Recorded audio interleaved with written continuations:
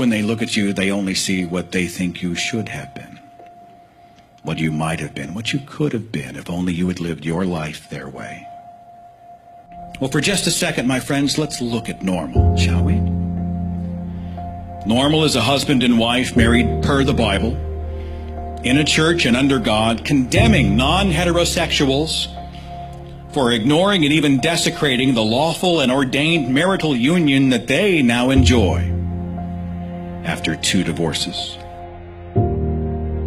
It's a mother telling her daughter that sex is dirty, that her body is dirty and shameful, that sexual desire is lust, it's a sin, and that she is cursed by the fall of Eve in the garden, a byproduct of sin designed to gain her worth from a future husband who, according to God in the book of Genesis, will rule over her. It's a Sunday school teacher frightening a 6-year-old with stories of the devil and a fiery hell. It's refusing to purchase a new car without first test driving 15 vehicles from 6 different car lots and checking the vehicle history and the payment book and the insurance and the safety record and Carfax and everything else, but accepting the Bible as absolute fact without even knowing who wrote the book of Genesis. It's a church communion ritual where men, women, and children get together to ritualistically eat flesh and drink blood. How was this normal?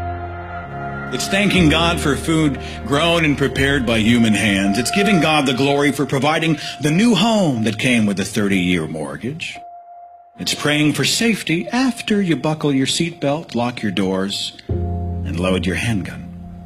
It's Sunday school songs, it's a Bible on the nightstand, it's a check on the offering plate, an evangelist on the TV, a Jesus fish on your car, and a t-shirt that says 7 days without Jesus makes 1 week. I believe this is a prison designed to look like a mansion, and you're not going to live like that. You've read the books and you've seen the history and learned the science and realized the world is much grander than most people ever imagine. You finally found your own voice and you're going to speak in it. You've had the epiphany that you don't owe it to the rest of the world to keep them happy. You owe it to you and your loved ones to create happiness. And even though wherever and whenever you can, you say the words and you take the actions that build bridges and soften the sharp edges and demonstrate a love for people and a desire for a better world, you are not a sheep to be led, an echo to be repeated, a cautionary tale, a bad example, a freak, a pervert, shameful, broken, ugly. You are not ugly. You're beautiful. You figured out what so many billions, literally billions of other people have missed. That life's too precious to spend in somebody else's shadow. That by judging everyone and everything that's different, you only indict your own shallow heart.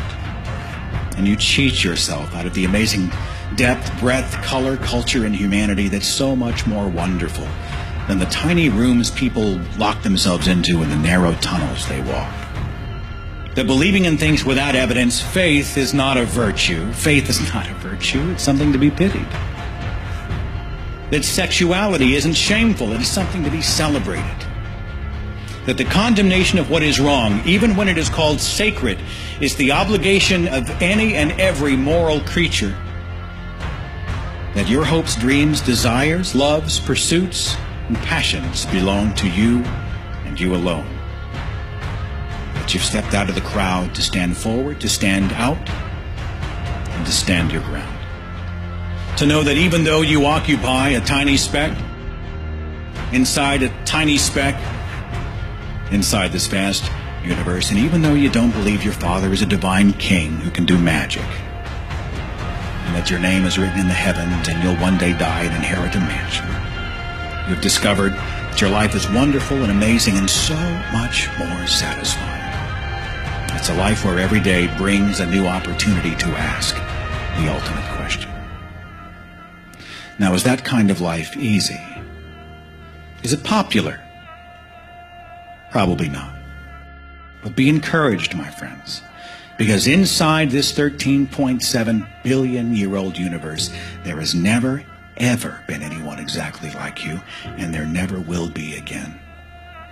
And you are simply living a unique life that reflects that fact. And while others laugh at you because you are different, you can laugh at them because they are all the same.